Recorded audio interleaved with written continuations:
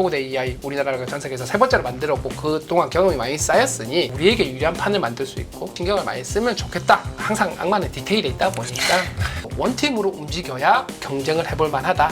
각계격파하면은 굉장히 위험해질 수 있다. 거기서 먼저 좋은 포지션을 차지한 서비스들, 늦게 들어온 서비스들의 차이 충분히 알 수 있겠죠. 그거의 시작점이 내년 상반기라고 저는 보고 있습니다. 본격적으로 시작되는 게.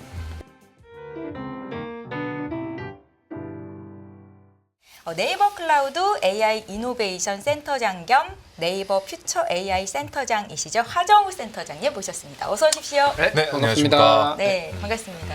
저 인포맥스 라이브 처음 출연이신가요?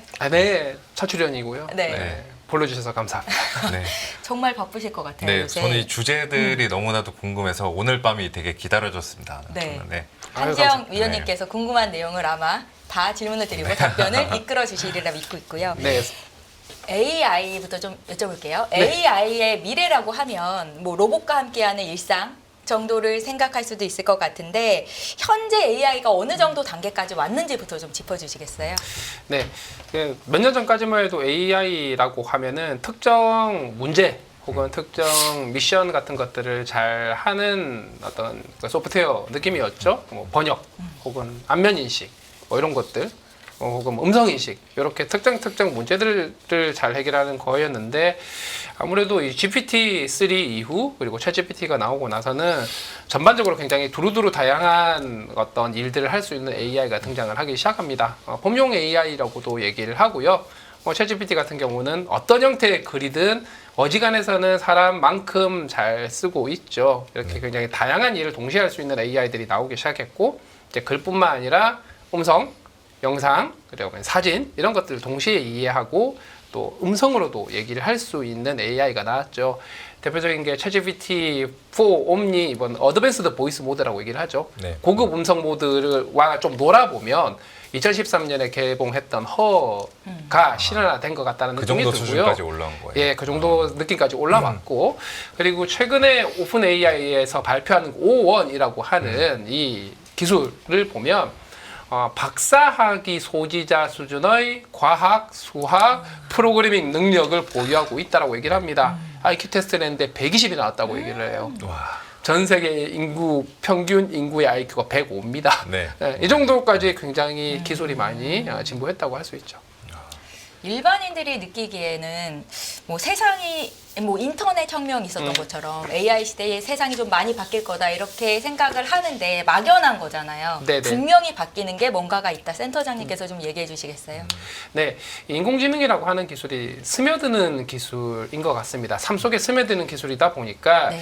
이게 내가 지금 인공지능을 열심히 쓰고 있다라고 느끼는 경우도 있지만 아닌 경우들도 되게 많거든요. 사실 이미 사람들은 인공지능을 항상 쓰면서 살아가고 있다고 보시면 되는 게 여러분들 이제 뭐 네이버 쇼핑이든 다른 쇼핑이든 커머스에서 상품 구매 많이 하실 텐데 그 상품 뜨는 우선순위가 있을 거잖아요. 그걸 네. 골라주는 게 AI가 하는 거고요. 또 핸드폰에서 문자 같은 거 보내실 때 막 입력을 하시지만 사실 그 이면에 오타 교정기가 들어가 있어요. 오타를 좀 줄이기 위한 이런 것들. 네. 그리고 뭐 패턴 인식뿐만 아니라 안면 인식을 통해서 뭐 잠금을 해제한다라든가 이거 다 AI죠. 그리고 생성 AI, 뭐 챗GPT 같은 걸 나오면서 실제 일상생활에 온갖 종류의 뭐 보고서를 쓰거나 자료를 찾거나 검색을 하거나 하는 데서 이미 좀 잘 쓰시는 분들은 굉장히 많이 도움을 받고 있고요. 근데 생각보다 이걸 열심히 혹은 적극적으로 쓰지 않는 분들이 많다 보니까 아직까지 좀 바뀐 게 좀 적지 않나라고 생각하시는 분들도 있는 것 같고 이렇게 해서 시간이 감에 따라 계속해서 스며들면서 확산이 되어 가는 상황 정도로 봐주시면 될 것 같습니다. 예, 그래서 스며드는 부분들은 정말 저 체감하다 보면 느끼고 있는데 특정 기술이라는 거는 일각에선 이게 특이점이 오면은 정말 뭐 스며드는 수준이 아니라 완전히 퍼져 나간다라고 이야기하잖아요. 근데 네. AI 같은 것들은 AI 같은 이슈는 어디서 우리가 특이점을 좀 찾을 수 있을까요? 좀 브릭 포인트 이런 느낌인데. 많은 분들이 일반 인공지능이라고 하는 AGI라고 얘기를 하죠. 네네. Artificial General Intelligence라고 네. 얘기를 합니다. 이 얘기를 하면서 특이점과 연결해서 사람처럼 혹은 사람 이상으로 굉장히 다양한 일들을 잘 해결하고 경우에 따라서 문제를 스스로도 발굴하고 정의하고 또 이 스스로 만들어낸 해결책을 좀 더 잘 개선할 수 있는 네네. 사람은 그렇게 하고 있지 않습니까? 이런 인공지능을 접하고 실제 활용하고 경우에 따라서는 함께 생활하게 될 때 왜냐하면 그 인공지능이란 게 소프트웨어만 머물러 있는 게 아니라 뭐 반려 로봇에 들어갈 수도 있고요. 네. 우리 스마트폰에도 들어갈 수 있고 자동차에도 들어갈 수 있으니까 그 시절이 되면은 확실히 뭔가 다른 세상이 왔다라고 느낄 수 있을 것 같습니다. 왜냐하면은 똑똑한 개체가 네. 사람처럼 똑똑한 개체가 사람이 아닌 개체가 생기게 되는 거잖아요. 그렇죠. 그렇게 됐을 때는 좀 다르게 인식이 되지 않을까 싶네요. 뭐 AI에 대한 거품론이나 비관론이 있는 반면에 낙관론도 있는데 네. 센터장님께서는 어느 쪽에 좀 치중하고 계세요? 저는 낙관론이고요. 우리 네. 두모, 두모라고 얘기를 합니다. 근데 이 두모는 두 가지가 있어요. 이게 뭐냐면 죄송합니다. 뭐라고 말씀하셨죠? 부모 있지 않습니까? 부모 할 때 그 부모. 아, 네, 네, 베이비 부모. 부모. 네, 베이비 부모 할 때 네. 부모. 죄송합니다. 네, 제가 발음이 안 좋아서 그렇습니다. 이거 두모는 둠 있지 않습니까? 둠. 아, 그래서 어둡게 보는 어둡게 사람들. 보는 그 네. 두모들이 있는데 저는 굉장히 낙관론으로 보고 있고요. 네. 그 사실 낙관론이어야 제가 아직 애가 어려서 애가 어리기 때문에 네. 계속해서 성장을 해 나가야 되는 부분도 있는데 사실 다른 좀 이렇게 떴다가 가라앉는 기술들이 좀 있었지 않습니까? 네. 뭐 메타버스가 약간 그런 느낌이었고, 대표적이었죠, 네, 진짜. 대표적이고. 근데 인공지능은 생각보다 역사가 굉장히 길어요. 1956년 정도에 처음으로 용어가 쓰였고 역사는 그것보다 훨씬 오래됩니다. 그 동안에 큰 두 번의 겨울을 겪었고 그때의 겨울과 지금의 가장 큰 차이는 매출과 비즈니스가 이미 만들어지기 시작했다라는 거예요. 비용이 많이 들긴 하지만 사람들이 지갑을 열기 시작했다라는 부분. 그러면서 산업이 형성되기 시작했고 실제로 사람들이 특정 어떤 영역에서만 쓰는 게 아니라 굉장히 많은 영역에서 사용을 하고 있게 됐다라는 측면이 낙관으로 좀 더 지지하는 것 같고요. 남은 문제가 비용인데 비용은 오픈 AI의 그 여러 가지 AI 서비스들이 좀 있지 않습니까? 기술이 발전되어 오는데 굉장히 빠른 속도로 사용료가 떨어지고 있긴 해요. 단가가 네. 떨어지고 있고 이런 부분들이 지속되고 그리고 뭐 AI 반도체 기술들이 조금 더 개선이 된다면 어떤 그 비용 대비 효과에서 오는 어떤 겨울론 이런 것들도 많이 해소되지 않을까 이렇게 보고 있습니다. 그러면 센터장님께서 보시기에 AI라는 이 사이클 같은 경우도 보통 우리가 사이클이라고 하면 뭐 도입기, 성장기, 성숙기, 이제 쇠퇴기라고 네 네. 가지로 구분짓는데 AI는 지금 어디 지점에 와 있다라고 보고 계신 겁니까? 네, 이거는 아무래도 그 가트너가 매년 발표하는 네네. 하이프 사이클에 네. 좀 참조하면 좋을 것 같고요. 이미 생성 AI를 포함한 여러 대부분의 AI 기술들이 그 피크 오브 인플레이티드 구간 있지 않습니까? 네네네. 최정점 구간을 지나서 안정기로 조금씩 이동을 하기 시작했어요. 왜냐하면 비즈니스가 만들어지기 시작했으니까. 물론 사람들이 생각했던 하이프라고 얘기를 하죠. 거기에서 조금 내려오긴 했지만 오히려 조금 더 냉정하게 조금 더 실질적으로 뭐가 가능하고 어떻게 해서 비즈니스가 만들어질 수 있는지에 대한 방법들을 찾기 시작했다라는 측면이 고무적이라고 보고 있고요. 그래서 완전히 그 하이프에서는 조금 내려오긴 했지만 좀 안정화된 방향으로 가고 있다. 저는 이렇게 보고 있습니다. 네. 작년에 센터장님께서 책을 내셨더라고요. 제목이 AI 전쟁인데 이 네. 전쟁이 네. AI와 인간 간의 전쟁을 의미하는 건지 어떤 의미에서 전쟁을 쓰셨습니까? 네, 그 책 제목 때문에 그때 고민을 많이 했는데 네. 사람과 AI와 전쟁 아니고요. 전 세계의 많은 국가들이 이 인공지능이 그 국가의 미래 또는 지금은 아예 현재 경쟁력을 결정하게 되는 상황이 되다 보니까 전쟁 수준으로 경쟁이 치열해지고 있는 상황이었어요. 작년 네. 기준으로 제가 봤을 때도. 근데 지금 와서 보니까 진짜 전쟁이에요. 그래서 저는 요즘은 신제국주의라고 표현을 합니다. 각 국가가 보유하고 있는 AI의 영향력을 최대한 많은 국가들의 그들의 영향력을 확산을 시켜서 인공지능이라고 하는 것이 일상생활에도 도움을 줄 수 있고 산업의 어떤 생산성 도구로도 쓰이게 되는데 네. 그 도구를 그 나라의 AI로 뿌려놓게 되면 디지털 영토를 다 장악하는 게 되거든요. 그래서 지금 와서 보니 AI 전쟁이라는 표현이 맞는 것 같다. 그리고 이제는 거의 제국주의 수준으로 경쟁이 일어나고 있다 이렇게 보고 있는 거죠. 그 제국주의에서 이제 그 누군가는 또 황제가 탄생을 할 거잖아요. 그 지배하는 왕이 탄생할 네. 거잖아요. 개인적으로 궁금한 거는 주식시장에서도 지금 이 전쟁이 되게 심하게 일어나는 네. 것으로 저는 생각하고 있거든요. 네. 지난번 2분기 미국의 이제 빅테크 실적 시즌 때 보면은 MS라고 아마존의 CEO들이 과소 투자의 리스크보다 과잉 투자의 리스크보다 과소 투자의 리스크가 더 크다. AI 네. 사이클은 이제 초기 국면이다. 네. 라면서 공격적으로 이제 캐펙스 확장에 나섰는데 맞습니다. 이들의 이런 캐펙스 확장세가 언제까지 좀 이어질 수 있을 걸로 보세요? 이게 주식시장에서는 이제 AI 뭐 관련주 HBM이나 반도체주들의 이제 주가 네. 고점과도 좀 직결된 네. 사안이어서 좀 네. 궁금해서 좀. 네, 제가 앞서서 AI 기술이 상당히 그 하이프는 지나서 내려갔다고 네. 말씀을 드렸는데 좀 다른 관점에서 보면은 지금은 현재 생각보다 많은 산업이나 일상생활에 그 생성형 AI라고 하는 기술들이 최근에 떠오른 기술들이 많이 확산이 되고 있지는 않아요. 그럼 무슨 얘기냐면 반대로 확산될 여지가 굉장히 많다고 보고 있고요.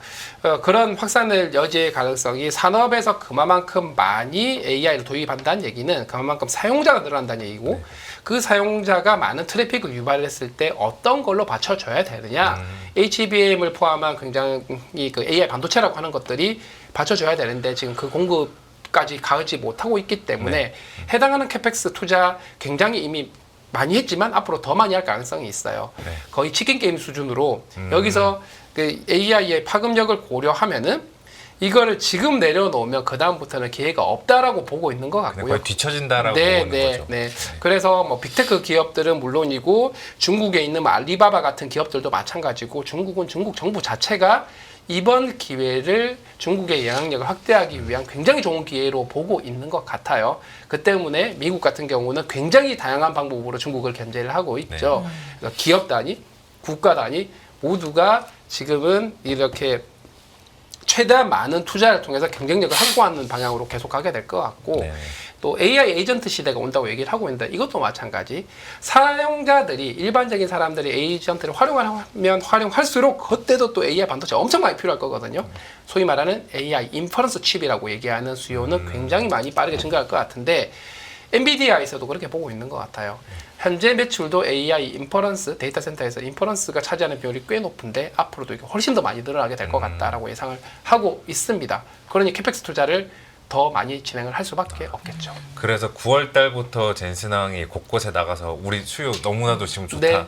이렇게 거의 자신감을 피력한 것도 근거 없는 게 아니라 다 네. 믿는 구석이 있어서 그런 거라고 네, 보면 되는 거죠. 지금 현재 소위 말하는 파운데이션 모델이라고 하는 그 강력한 생성 AI 기술 확보 운영을 하기 위해서는 네. 어쨌든 현존 기준으로 보면 이 파운데이션 모델을 학습을 할 수가 있고 서비스를 위해서 인퍼런스를 쓸 수 있는데 학습은 사실 엔비디아 GPU 외에 대안이 없는 상황이에요. AMD나 이런 걸로도 안 되는 거예요. 인퍼런스는 쓸 수 있는데 학습을 하기 위해선 굉장히 많은 이런 AI 칩들을 강력한 네트워크로 묶어서 안정적으로 운영을 할 수 있어야 됩니다. 엔비디아 GPU도 고장이 잘 나는 편이에요. 근데 다른 건 더해요. 조심해요. 네, 그러다 보니까 현 시점 적어도 학습에서는 엔비디아가 압도적으로 강력하다. 근데 그렇게 되는 건 이 빅테크들, AI를 만들고 운영하는 빅테크들 입장에서는 기술 종속의 이슈가 생기다 보니 다른 대안을 찾기 위해서 적어도 인퍼런스 칩만은 자체적으로 개발을 하려고 노력을 하거나 사실 많은 기업들이 그렇게 네. 하고 있어요. 혹은 AMD, 혹은 인텔, 혹은 다른 AI 팹리스 기업들과 좀 이렇게 노력을 하는 것도 같은 맥락인 거죠. 네. 앞서서 이 AI를 놓고 각국이 전쟁을 벌이고 있다라는 말씀을 하셨는데 그래서 그런지 이 소버린 AI 전도사라고 불릴 정도로 좀 네네. 강조를 하고 계신 것 같습니다. 소버린 AI가 뭔지부터 좀 설명해 주시겠어요? 네, 소버린 AI는 네. 그 나라에 그 해당하는 국가의 어떤 역사, 문화, 그리고 사회적인 환경, 정치적인 환경, 제도, 가치관을 정확하게 이해하고 그 이해를 바탕으로 글을 쓰든 그림을 그리든 할 수 있는 AI를 얘기를 합니다. 이게 네. 좁은 의미의 소버린 AI고요. 말 그대로 그 나라를 정말 잘 이해하는 AI다라고 보시면 될 것 같습니다. 그리고 조금 더 범위를 넓히면 사실 AI 모델 하나만 가지고는 뭘 할 수 있는 게 없어요. 이 파운데이션 모델이라고 하는 이 소버린 AI를 만들려면 가장 아래 단은 이제 에너지가 굉장히 많이 들어갑니다. 에너지 수급이 가능해야 되고요, 전체적으로. 그리고 AI 데이터 센터, 그리고 그걸 학습해서 운영할 수 있는 클라우드, 그리고 이 AI를 가지고 안정적으로 서비스 배포를 하고 일상생활에 사용자들이나 국민들의 일상생활에 녹여넣을 수 있는 앱을 많이 만들 수 있는 뭐 스타트업들, 네. 그리고 각 산업의 생산성 도구, 생산성 혁신을 가져온다고 얘기를 했으니 각 산업에 녹여넣을 수 있는 경험과 역량, 이 전체를 일컬어 소버린 AI 역량이라고 얘기를 합니다. 그런 소버린 AI 역량을 갖춘 나라가 많지 않다라는 말씀이세요? 일단 미국 당연히 되고요. 네. 중국 가지고 있고요. 그리고 기술 격차는 있을지언정 이 전체 밸류 체인을 다 가지고 있는, 즉 반도체부터 시작해서 산업 확산 경험을 다 가지고 있는 나라가 아직까지는 한국. 경쟁력이 엄청나네요, 한국. 네. 물론 기술 격차 때문에 많은 분들이 고민을 하시긴 하시지만 네. 어쨌든 이 전체 밸류 체인을 다 경험을 하고 있고 플레이어들이 다 있다라는 게 굉장한 경쟁력이 될 수 있는 거죠, 한국의. 의외 약간 이제 국뽕이 차오르는 그런 느낌이네요. 이런 분들 그러면은 프랑스 미스트랄 되게 잘하고 네. 있는데 프랑스는 자체 클라우드가 없고요. 자체 AI 반도체 기업도 굉장히 약하고요. 그러니까 저는 이렇게 표현을 합니다. AI에서도 군비라는 개념이 있습니다. 아래쪽 인프라를 얘기를 하는 거예요. 그러면 프랑스 같은 경우는 이 AI 모델 있고 그 위에 어플리케이션까지 만들 수 있는데 그 아래 클라우드, AI 데이터 센터, AI 반도체 부분이 약한 거예요. 그러면은 글로벌 빅테크 도움을 받을 수밖에 없는 그런 상황인 거죠. 근데 우리나라는 경쟁력의 차이 혹은 역량의 차이는 있을지언정 다 가지고 있긴 하다. 이런 차이가 있죠. 우리나라의 위치가 AI 쪽에서 어느 정도에 있는지, 그리고 네이버가 가진 경쟁력은 어느 정도인지 지금 시청자분들의 질문이 좀 올라오고 있는데요. 네, 이제 네. 여기부터 좀 답변 부탁드릴게요. 네, 그냥 전반적인 AI 기술뿐만 아니라 인재나 뭐 제도 이런 것 다 포함하면 죄송합니다. 매년 그 영국의 톨토스 미디어가 옥스퍼드 리서치랑 함께 발표하는 랭킹이 있습니다. 네. 글로벌 AI 인덱스 랭킹인데요. 일단 물 한잔 하시고요. 질문이 어떤 것들이 올라와 있는지를 아, 먼저 좀 되게, 말씀을 드릴까요? 네이버는 국내 AI 분야 선두인데 AI 전용 데이터 센터 구축 현황이 어떤지, B2C AI 서비스는 언제쯤 런칭하는지 이런 질문도 있고요. 센터장님 또 하나, 또 국내에서 AI 분야 네이버 경쟁자는 누가 있을까? 네이버와 삼성전자 정도가 AI를 하는 것으로 알고 있는데 점점점 이런 질문도 있습니다. 네, 먼저 AI 데이터 센터 부분. AI 데이터 센터라는 거 정의하는 게 조금 명확하게 정의를 해야 되기 때문에 일반적인 데이터 센터 말씀을 드리겠습니다. 네. 그 안에 AI 관련된 인프라들이 다 들어가 있긴 하니까. 저희가 춘천의 데이터 센터, 저희가 직접 만들고 운영하는 데이터 센터가 있고 작년 10월에 세종에 각세종을 만들었습니다. 이 데이터 센터가 아시아에서 가장 최대 규모예요. 그래서 이미 이 생성 AI 시대가 도래하기 전에 상당히 잘 준비가 되어 있었다라고 보시면 될 것 같고요. 여러분들이 생각하시는 것보다 훨씬 더 많은 GPU들을 보유하고 있습니다. 학습용 그리고 서비스용으로. 구체적인 숫자는 대비라서 말씀드리기 힘들지만 네네. 아마 국내에서 가장 많이 보유하고 있을 거고요. 그리고 B2C 서비스 같은 경우는 현재 저희가 하이퍼클로바 X라고 하는 저희의 거대 언어 모델이죠. 멀티모달도 됩니다. 이미지 업로드 되고 코드도 짤 수 있어요. 요거를 클로바 X라고 하는 서비스를 작년 8월에 이미 출시를 했어요. 그래서 네이버 녹색 창에 클로바 X라고 검색하시면 네. 네이버 아이디만 있으시면 누구나 쓰실 수 있어요. 네. 물론 연령 제한 있습니다. 요거는 네. 뭐 그냥 법을 따라야 되니까. 국내의 경쟁자라고 보면은 일단 이 파운데이션 모델이라고 하는 이 AI를 만드는 기준으로 보면은 경쟁이라기보다는 함께 열심히 하는 거라고 봐야 되겠죠. LG AI 연구원이 잘하고요. 그래서 X1 3.0 이번에 오픈소스로 공개한 모델 상당히 경쟁력이 있는 모델입니다. 그래서 LG AI 연구원의 그 자체 기술력이 뭐 네이버와 함께 가장 좋은 편에 속하는 것 같고요. 그 AI를 만드는 방법이 저희 네이버나 뭐 LG처럼 완전히 바닥에서 처음부터 자체 기술로 다 만들 수도 있지만 그냥 공개되어 있는 오픈소스 모델, 뭐 라마라던가 혹은 미스트랄이 공개한 모델들 혹은 마이크로소프트가 공개한 뭐 파이, 뭐 구글의 젬마 같은 거를 써서 거기에 데이터를 좀 더 모아서 추가 학습해서 공개하는 형태도 있어요. 이런 것들을 하는 뭐 스타트업들이 이제 업스테이지 같은 스타트업들이 그렇게 꽤 잘하고 있고, 그리고 국내에 있는 원래 많이 했던 기업들 중에 뭐 KT 같은 경우는 자체적으로 믿음을 했다가 요즘 마이크로소프트와도 손을 좀 잡은 것 같고, SKT도 비슷하게 오픈 AI나 엔소로픽이랑 손을 잡는 것 같아요. 카카오 같은 경우는 약간 여러 가지 얘기들이 있는데 네. 이제 다음 달에 아마 이프 카카오 이번 달인가 아마 행사를 할 때 조금 더 구체적인 어떤 형상이 나올 거라고 생각을 합니다. 그리고 지금 중동 쪽도 이제 어떻게 보면은 거의 중앙은행급으로 돈을 많이 푸는 그 국가잖아요. 네. 여기 같은 경우도 지금 AI 쪽에다가 엄청나게 드라이브를 걸고 있는 것을 알고 있고, 최근에 뭐 소식들 들어보면 네이버랑 뭐 협업이 있다라는 네. 소식들도 있는데, 어떤 지금 방향성을 추구하고 있는 겁니까? 네, 중동이 아무래도 사우디아라비아가 거의 맹주 국가이고, 그런데 기술 관점에서는 아랍에미레이트가 또 상당히 많이 진보를 해 있어요. 특히 공공 분야의 IT, 디지털화나 AI 적용은 우리나라보다 더 많이 되어 있다라고 할 정도로 열심히 하고 있는데, 이 둘이 약간 라이벌처럼 하고 있습니다. 투자 엄청 많이 네. 하고. 근데 사우디아라비아도 그렇고 중동의 대부분 나라들이 이 오일로 성장하는 데는 한계가 있다라는 걱정을 하기 시작한 지 꽤 오래됐고요. 그러면은 30년 후, 50년 후에 그 나라들의 어떤 경쟁력, 지속 가능성을 뭘로 유지를 할까 중에 핵심 중에 하나가 인공지능이에요.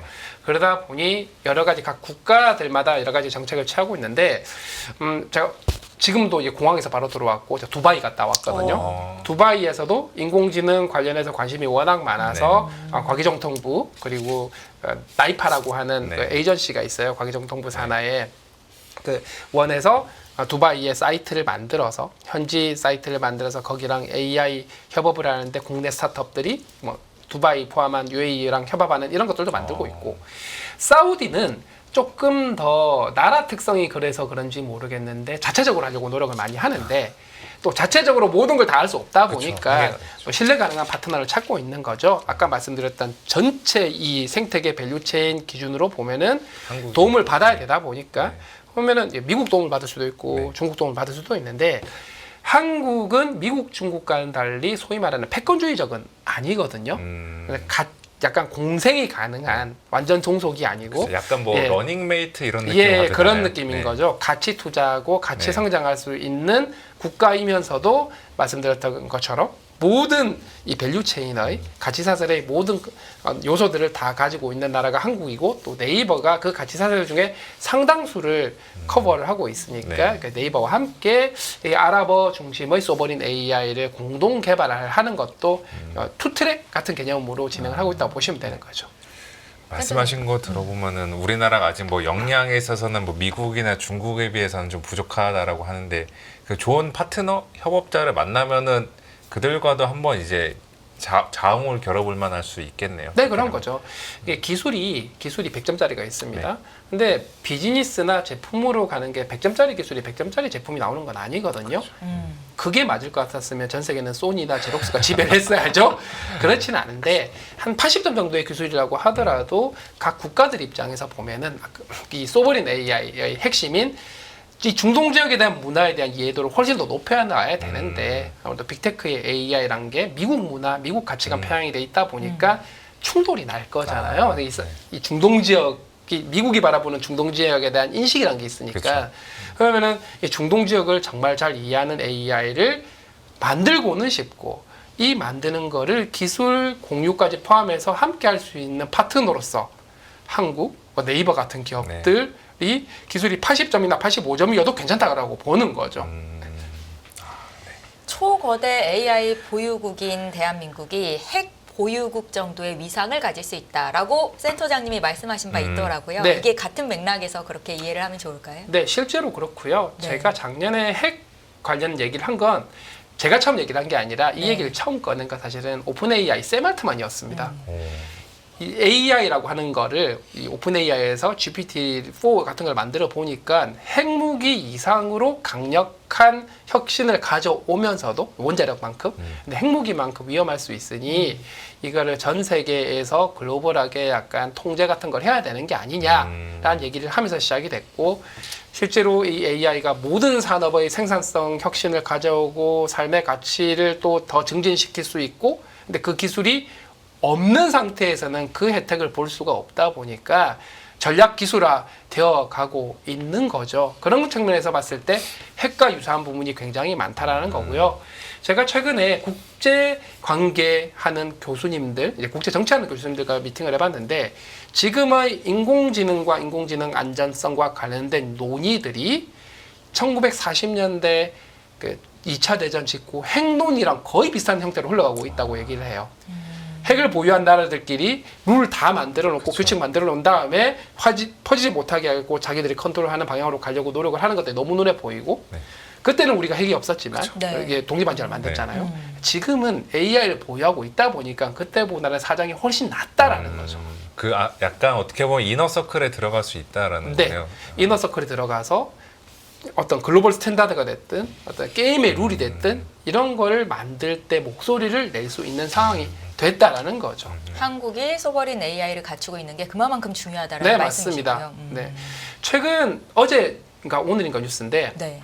미국에서 엔비디아 GPU 수출하는 쿼터를 국가마다 할당하겠다라는 전략을 세웠어요. 네. 이게 무슨 얘기냐면은 이 현 시점 말씀드렸지만 네. 학습하는 인프라 기준으로 보면 엔비디아 GPU를 얼마만큼 가지고 있느냐가 관건이 되는데 그거를 미국 정부가 정하겠다는 얘기가 돼버리는 거거든요. 네, 이러니 정말 전략 기술, 전략 자산화가 되어 가는 게 너무 자명해 보인다라는 거죠.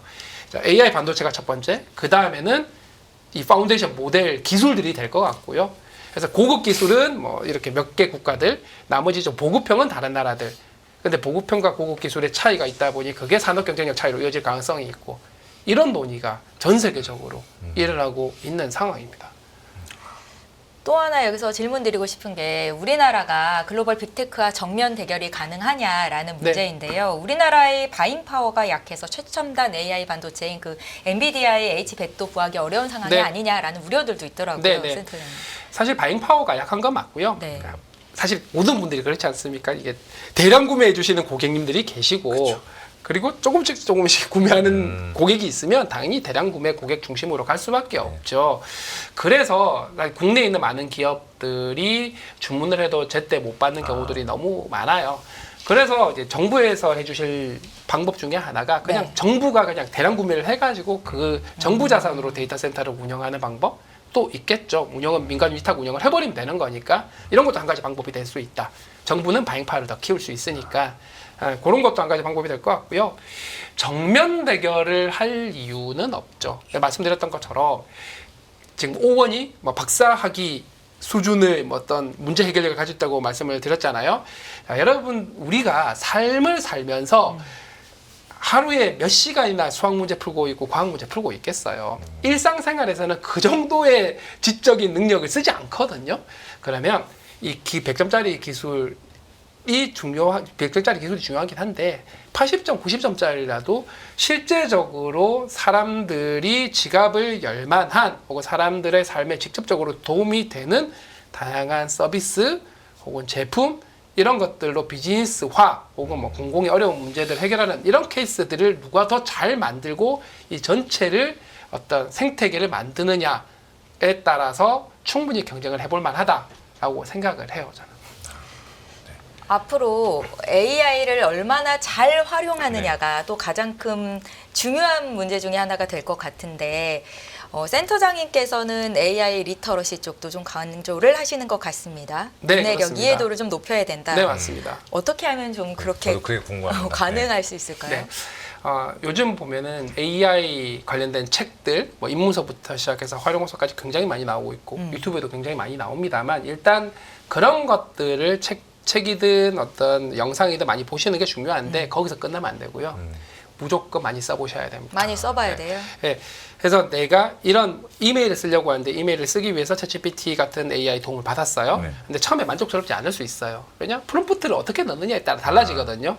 근데 이 프롬프트를 넣는 방법이 이게 딱 정해져 있는 게 아니에요. 정해져 있는 게 아니다 보니까 결국은 내가 막 해보면서 어떻게 하니까 좀 더 잘 되더라 하는 것들에 대한 체험을 많이 해야 되고요.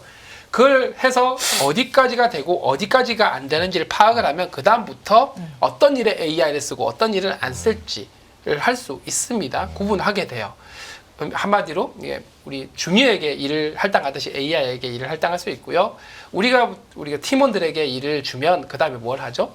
결과 네. 검토를 해야 되잖아요. 그래서 AI가 뱉어낸 글도 고지고대로 다 믿지 마시고 항상 체크를 하셔야 됩니다. 이런 것들이 리터러시의 영역이 될 수 있겠죠. 뭐 개인정보, 너무나 소중한 개인정보 그냥 AI에 다 집어넣는다? 이렇게 하시면 또 안 되고요. 네. 이런 것들이 모두 다 리터러시의 영역이라고 보시면 될 것 같습니다. 이게 약간 그 운전 많이 하신 분들은 길눈이 밝아가지고 도로 막히면 알아서 딱 네. 찾아가죠. 딱 그거랑 비슷한 네, 거죠. 그렇죠. 운전 많이 하시니까 아시는 거잖아요. 네네네. 네. 미숙하지 않게 연습을 네. 해야 된다라는 네. 말씀이셨고요. 네. 내년 상반기쯤에 인공지능 에이전트 시대가 열릴 것이다라고 전망을 하셨습니다. 네. 이건 어떤 의미입니까? 네, 에이전트는 사람 대신 뭔가 업무를 수행해주는 사람들이잖아요. 네. 특히 뭐 운동선수 같은 경우는 계약을 전담을 해준다라든가 연예인은 스케줄 관리를 해준다라든가 네네.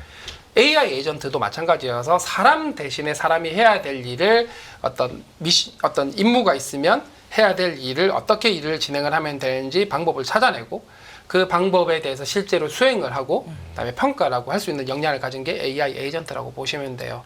자, 내가 여행 가고 싶은데 하면은 AI 에이전트는 어디요? 물어보겠죠. 파리하면 나머지 파리에 있는 주요 근거들 그다음에 이 사용자가 우리 주인님이 어떤 뭐 음식이나 혹은 이런 테마를 좋아하는지 다 파악해가지고 숙소까지 쩌르륵 예약해줘서 스케줄 다 짜주는 뭐 이런 것들이 AI 에이전트가 얘가 될 수 있습니다.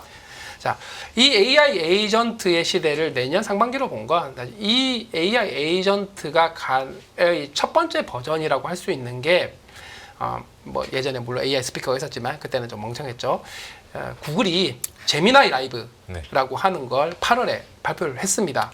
구글 어시스턴트의 핵심 기술이 되고요. 그리고 챗GPT 4 옴니 같은 것들이 이미 AI 에이전트의 기능들을 보여주고 있어요.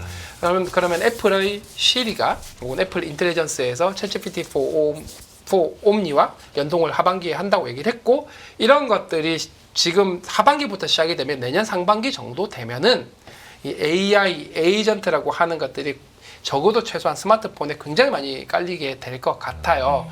이미 많은 다른 기업들은 자동차 하는 기업들은 그 에이전트를 자동차에 심으려고 노력을 하고 가전하는 기업들은 가전과 집안 환경에다가 다 집어넣으려고 노력을 하고 있는 거예요. 즉 검색 플랫폼, 모바일 플랫폼이 아니라 AI 에이전트가 사용자의 최접점에서 사람들과 의사소통을 하면서 뒷단의 플랫폼들을 막 실행을 할 수 있는 그게 가능한 게 생성 AI가 코드도 짤 수 있고 프로그램도 실행을 할 수 있잖아요. 그렇죠. 그리고 말기 정말 잘 알아듣고요. 네. 음성으로도 다 알아듣고 음성으로 말도 하고 그래서 그거의 시작점이 내년 상반기라고 저는 보고 있습니다. 본격적으로 시작되는 게. 그러면은 무슨 얘기가 되냐면 우리가 모바일 시대가 왔을 때 앱이라고 하는 걸 늦게 출시한 회사들이 서비스 회사들이 고생을 되게 많이 했어요. 이 AI 에이전트 플랫폼은 모바일 앱 플랫폼과도 또 다릅니다. 사용자 접점에서 인터랙션을 할 수 있는 채널이 생긴 상황에서 각 기업들의 앱 서비스들을 어떤 형태로 만들 건지 지금부터 고민을 해야 된다라는 거죠. 거기서 먼저 좋은 포지션을 차지한 서비스들, 늦게 들어온 서비스들의 차이 충분히 날 수 있겠죠. 이것 때문에 사실 구글도 그렇고요. 마이크로소프트도 그렇고 애플도 그렇고 AI 자기 기업들의 이 AI 에이전트 모델들을 쉽게 도구로 개발할 수 있는 개발 툴킷, 개발 도구들을 이미 오픈소스로 다 풀었어요. 우리 생태계 위해서 만드시라고. 이 싸움은 벌써부터 벌어지기 시작했다는 겁니다.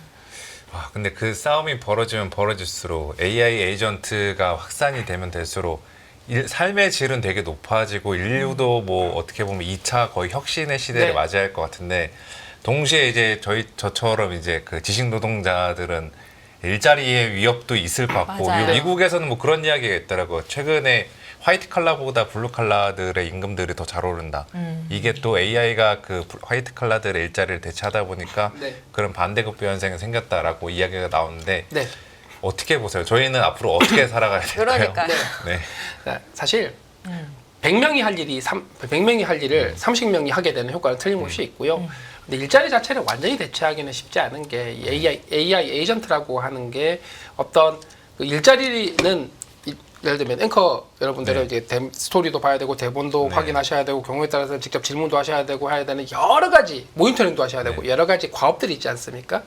일자리 대체는 그 모든 과업들을 한꺼번에 다 자동화를 할 수 있으면 대체가 되는데 보통 AI는 그 과업 단위로 자동화를 시키거든요. 그러면 10개 과업 중에 과거에는 10개 과업을 사람이 다 해야 했다면 지금은 5개는 AI에게 맡기고 5개는 내가 챙기고 네. 특히 어떤 다른 사람과 커뮤니케이션을 하거나 고객과 커뮤니케이션을 하거나 뭔가 책임을 져야 되는 이런 것들은 사람이 여전히 해야 됩니다. 네. 물론 이걸 자동화를 안 하고 사람이 직접 할 때랑 네. AI 통해서 자동화를 할 때는 업무 효율이 완전히 달라지게 되겠죠. 다르겠죠.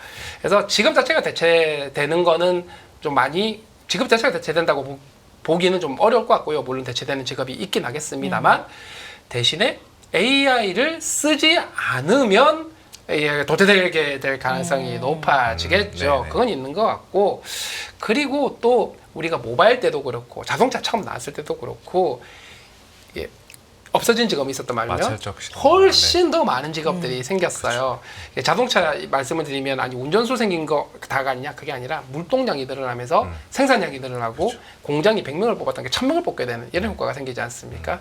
AI도 비슷해서 새롭게 만들어질 직업들이 충분히 더 많아질 수 있으니 그런 기회를 잘 맞는 게 중요하다는 게 저는 생각을 하고요. 그리고 기업들 입장에서 보면은 저희는 업스킬링이랑 리스킬링이라는 표현을 씁니다. 이게 뭐냐면 업스킬링은 네. 원래 하고 있던 일들에 AI를 좀 쓰게 해가지고 뭐 2시간 걸릴 일을 1시간 만에 끝내게 하는 걸 좀 가르치는 것. 그게 효율성 향상이죠. 그리고 리스킬링은 진짜 정말 대체되는 직업인 거예요. 예를 들면 초보, 아주 극초기 번역하시는 분들은 어려울 수 있죠. 그러면 그런 것들은 좀 다른 업무나 다른 직업을 할 수 있도록 교육을 해야 되는 것들. 특히 제가 우려되는 바는 일자리 중에서 처음 진입하시는 분들이 하는 일들 중에 상당수는 AI가 상당히 많이 자동화를 할 수 있거든요. 근데 이 초보부터 시작해서 경험을 쌓아야 숙련자가 되는데 네. 여기가 끊기게 되는 거다 보니까 그럼 초보들에게 새로 입문한 분들에게 어떤 과업을 줘야지 이분들이 성장할 수 있을지에 대한 것들은 지금부터 뭐 사회도 그렇고 기업도 그렇고 정부도 그렇고 함께 챙겨야 되는 분이라고 생각합니다. 네, 알겠습니다. 네. 앞으로는 정말 AI를 활용한 소프트 업체들도 중요해지겠구나라는 생각도 네, 맞습니다. 들었고요. 저 이제 마지막 질문을 좀 드려봐야 될 텐데 우리나라가 경쟁력을 더 갖춰가기 위해서는 정부와 기업의 어떤 과제들이 필요할 것 같은데 어떤 역할을 하면 좋겠습니까? 최근에 정부에서 국가 AI-위원회가 만들어졌습니다. 첫 네. 단추를 일단 잘 깼다고 생각을 하고요. 거시적인 방향성 이런 것들을 잘 잡아주신 것 같은데 항상 악마는 디테일에 있다 보니까 어떻게 이거를 잘 실행을 해 나갈 거냐가 중요한 것 같고 그러니까 지금 거의 모든 나라들 특히 AI에 집중하고 있는 모든 나라들이 국가와 기업, 학계가 거의 한 몸처럼 움직이고 있어요. 그렇게 하지 않으면 경쟁 자체가 되지 않기 때문에 특히 국가는 글로벌 싸움, 그러니까 안만 보는 게 아니라 밖에 나가서 디지털 영토, AI를 포함한 이 게임의 룰 만들기에 엄청나게 노력을 많이 하고 있거든요. 그래서 우리나라 정부도 바깥에서 일어나는 곳에서의 우리가 가진 많은 경험들, 왜냐하면 꽤 빨리 만들었지 않습니까? 3위 하고 있다라고 말씀을 드렸고 어쨌든 초고대 AI 우리나라가 전 세계에서 3번째로 만들었고 그동안 경험이 많이 쌓였으니 그걸 기반으로 우리에게 유리한 판을 만들 수 있고 우리의 영향력을 넓힐 수 있는 방향으로 또 신경을 많이 쓰면 좋겠다. 이런 말씀을 드립니다. 한 팀으로, 원팀으로 움직여야 이제는 좀 제대로 경쟁을 해볼 만하다. 각계격파하면은 굉장히 위험해질 수 있다. 이런 말씀 드립니다. 네, 우리나라가 앞으로 AI 분야에서 경쟁력을 갖기를 원하면서 또 앞으로 어떤 방향으로 나아가야 할지 그 방안론까지도 함께 이야기를 나눠봤습니다. 지금까지 하정우 네이버 클라우드 AI 이노베이션 센터장님과 일부 시간 함께했습니다. 말씀 잘 들었습니다. 네, 네, 감사합니다. 감사합니다. 안녕하세요. 이승입니다. 더 많은 영상을 보고 싶으신 분들은 화면 오른쪽에 있는 구독 버튼을 눌러주시기 바랍니다. 그리고 영상을 보시면서 좋아요는 필수인 거 아시죠? 항상 인포맥스 라이브를 사랑해 주셔서 감사합니다.